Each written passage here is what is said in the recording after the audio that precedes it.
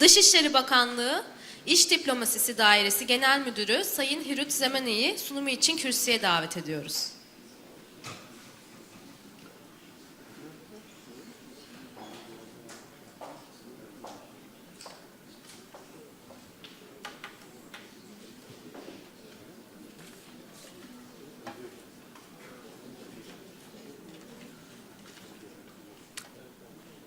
Good morning, everyone. If I say it right in Turkish, merhaba, everybody. Let me see if this thing works. Okay. Yeah, it's always difficult to speak after Mr. ZEMENE. I have heard him speak many times, and he's so precise and full of numbers. I love numbers too, but I can't present them like he does. So what I'm going to try now is to complement what he did. He has done facts not only about the private sector, but the government and the country, as he's a good ambassador always for Ethiopia. But I'll formally start by, even if our economy minister is not here, thanking him for being here. I've heard him speak 3 times, and impromptu and very interesting. And he's also another ambassador for Ethiopia. He's promoting the country very well. It's also an honor to have here with us His Excellency Ahmed Abbuto. I know how he came over here with a very, very busy schedule as well, like your economy minister. So I also want to thank him and thank Ambassador Ayalo Gobeze for wonderful preparation from the Turkish side here, my colleague diplomats in the Embassy of Ethiopia, and also WAFA and the Ethiopian Chamber of Commerce and Sectoral Association, which we have been working on day and night for this preparation. So I won't bore you with lots of speech, but I also want to tell you that Ethiopia is focused on, the main drive of Ethiopia's diplomacy is economic diplomacy. And that's why my department, I'll take you back, Department of Business Diplomacy, Directorate General was working day and night to encourage Turkish investors to invest in Ethiopia, which you have heard that the investment of Turkey has reached to about 3 billion now in Ethiopia, and trade has quadrupled from merely 70 million to about 450 million now. And the economy minister was saying it many times that this figure is supposed to grow to about 500 million, and Turkey is considering Africa and also Ethiopia as a gateway to be its partner, not only cooperation in a cooperation form, but this has been repeatedly said that Turkey wants to see a partnership with Africa. It's a very important and encouraging statement, and I think we have to thank, the Ethiopian side has to thank Turkish initiative on this. Without further ado, what I would want to do now is that take you to 3 main important facts that the Ethiopian government is doing to support the private sector. The milestones, I don't want to bore you with that, but I think it's also worth mentioning. Ethiopia has a diverse natural resources, including the longest river, Nile, which Madam Aze would talk about later, I'm sure, on the buildings that are coming in this river, the 6,000 megawatts of energy. Origin of humanity, Ethiopia prides itself for having a longer history like Turkey, one of it being origin of humanity. And birthplace of coffee, we have heard earlier the Marina speaking about it, and diverse agroecological zones. It's a diplomatic capital of Africa. It's playing its part in the sub-region to link up in infrastructure. That means we are creating a big economy for the Turkish investors as well, beyond 90 million, close to about 170 to 100 million, linking with our neighbors. And strategically located, I would only add that, flights back and forth are only 6 hours between Ethiopia and Turkey, how close we are. It's been said earlier, we are meeting the Millennium Development Goals by 2015, but we also plan to be a middle-income country by 2025. Climate resilient green economy. So I'm sure the Turkish side will be interested to build in Africa, in Ethiopia, but also have a clean environment, which it is already. And we have all the infrastructure for that because I think 95% of our energy, Madam Aze will correct me, comes from clean energy. So we have that opportunity. Mr. ZEMENE has mentioned that Ethiopia is growing fast, and it's also a non-oil producing economy. That's the fascinating part. And what are the three major reasons why the government is supporting the Turkish investment? The first one is our double-digit growth means that in the past 10 years, our economy has doubled up. And the 11% growth means that great opportunity for Turkish investors to have a higher productivity rate almost in every sector. And the second point is that focused and sustainable growth perspective. Our growth is proper and it is distributed very well. We have heard about the Gini coefficient factor. So this creates a clear and diversified roadmap for FDI. The government is a pro-private sector government, but it also clearly states that how the operating environment comes in. So there is no confusion. There are a number of steps and regulations that say that please come and invest, and this is how we'll support you. So a very facilitative government we have. And growth of middle-income population, I'm sure I've been talking with many of Turkish companies here, and our growth is very much being aligned because the middle-income population is growing in Ethiopia. There are a number of consumer products that are being required in Ethiopia right now. And there is a lot of complementary on that. We want to do import substitution, of course export, but with the rise of the middle-income population, there is a lot of opportunity for consumer goods manufacturing in Ethiopia. And this figure correlates with what ZEMENE said earlier. He mentioned that Ethiopia is the fourth largest growing economy in Africa, next to Nigeria, South Africa, and Angola. Well, you see here, amongst its peers, Ethiopia is leading in growth. You can see the correlation with sub-Saharan Africa, 5% growth, and the rest, Uganda, Kenya, Tanzania. Ethiopia is on the top of this ladder. Second point, why Ethiopia?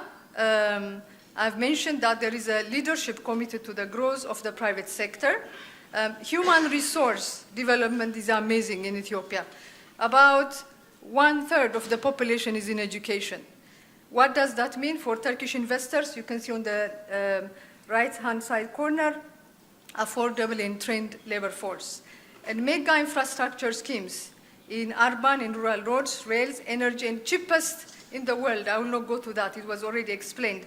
It means this is one of the factors that explains ease of doing business. And I totally agree with ZEMENE about the report that comes from the World Bank on ease of doing business. Doing business, it doesn't explain in the right way what's happening in Ethiopia. So if Ethiopia is working on social overhead capitals, it means that it is supporting the growth of the private sector. No country has developed its infrastructure sectors by the involvement of the private sector. Private sector goes after profit making, and that's the business of the private sector. So if there are facilitative infrastructure ventures, then we will see a flow of investment. So that's why we say the leadership is committed to the private sector. One important development that I want to mention too, and His Excellency the Minister was also mentioning, our Minister, Ahmed Abata, was mentioning to his counterpart, is the development of industrial zones. We need a lot of backward and forward linkages. We need to bring lots of clusters in Ethiopia. That is right now happening because of the development of industrial zones. And the industrial zones are not only developed by the government side, but there's a lot of intention to attract investment from far and wide. Already the Chinese side has opened up a big industrial zone, recently industrial park, focused on light manufacturing, established on 137 hectares of land. I know there is an intention to do this from the Turkish side. We'd like to see more of that.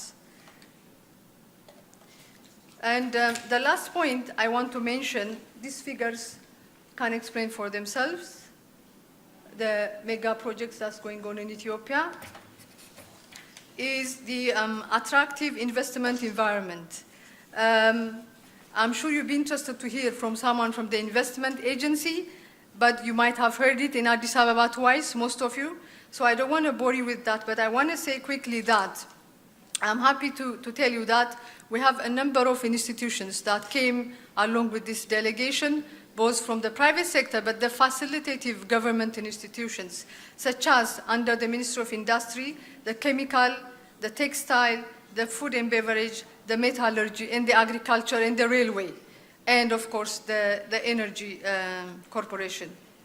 So you will have a detailed discussion on that with them during the B2B occasion. But I want to say that attractive investment environment starts with the ongoing revision of the investment code 4 times so far, and the tax holidays that we provide. This revision happened recently. The tax holidays used to be only up to 7 years. It has expanded to 9 years now. But for those that are engaged in industrial zone development, that could go to up to 15 years. And quickly as well, we have export incentives. Why export incentives? Those manufacturers like ICADs that are working on industry and export have all these privileges, which you could, we can do this on one-to-one if you want to know about the details. This is also a continued from the other page, or facilitative and incentive packages that come from the Ethiopian side. And sectors as well, you know them, but just to reiterate, these are priority sectors that are being promoted in Ethiopia: cotton, horticulture, rubber, agriculture, agro-processing, and the likes, and in construction.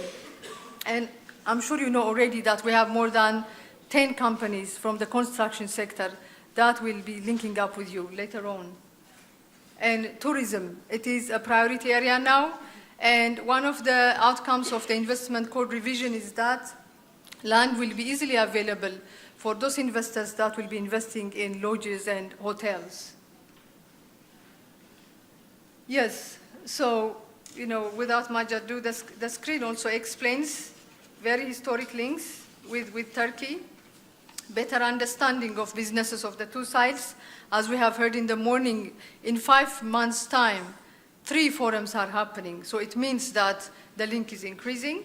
And, there is a lot of complementarity between the two economies. Turkey is fast moving to a service industry and service economy. And we'll see a number of, I hope, companies moving to Ethiopia, especially in the light industrial sector. And our main focus and drive in industrialization is building, one of the focuses is building light industry. So what does this mean?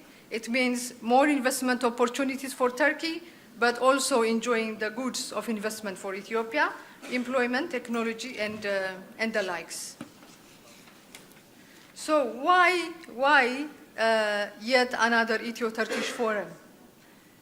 To reinvigorate the progress made in investment links and two-way trade, add on our progress and improve from tests on our trials and errors. Realize the commitment made by the leadership of the two sides to foster relations in infrastructure and energy. And I have heard twice Turkish officials mentioning that we are not only interested in building industry, but we want to improve and we want to contribute our share in energy. And I think it will be a lot of contribution. So we want to develop links, create better understanding, and go for concrete mutual benefits. So that's why we are having the 3rd forum in 5 months' time. So I would like to leave you with, as a conclusion, of some of the milestones that we want to reiterate on. Investing in Ethiopia means knowing the way to invest in Africa. You'll find lots of institutions and representations from Africa by basing yourself in Addis Ababa. This is the African Union building, for those of you who don't know. And we're talking about energy increase. By the way, Madame Azeb will explain, right now the energy production might have reached to about 3,000 megawatts, but this dam alone that's going to be built on the river Nile will be producing 6,000 megawatts, and it is, I think, the largest energy project in Africa. Just to reiterate as well, 70 years of experience for Ethiopian Airlines, more than 70, and linking up more than, I think, close to 80 destinations in the world. And we have all these accesses for trade, both within Africa and abroad. Efficient air cargo systems, all our perishables and others being facilitated by this. And of course, we are also very much endowed on cultural, historical, and natural attractions in tourism. So I thank you very much for listening and would love to network in the afternoon with anybody interested. Thanks. Sayın Zemene'ye sunumu için teşekkür ediyoruz.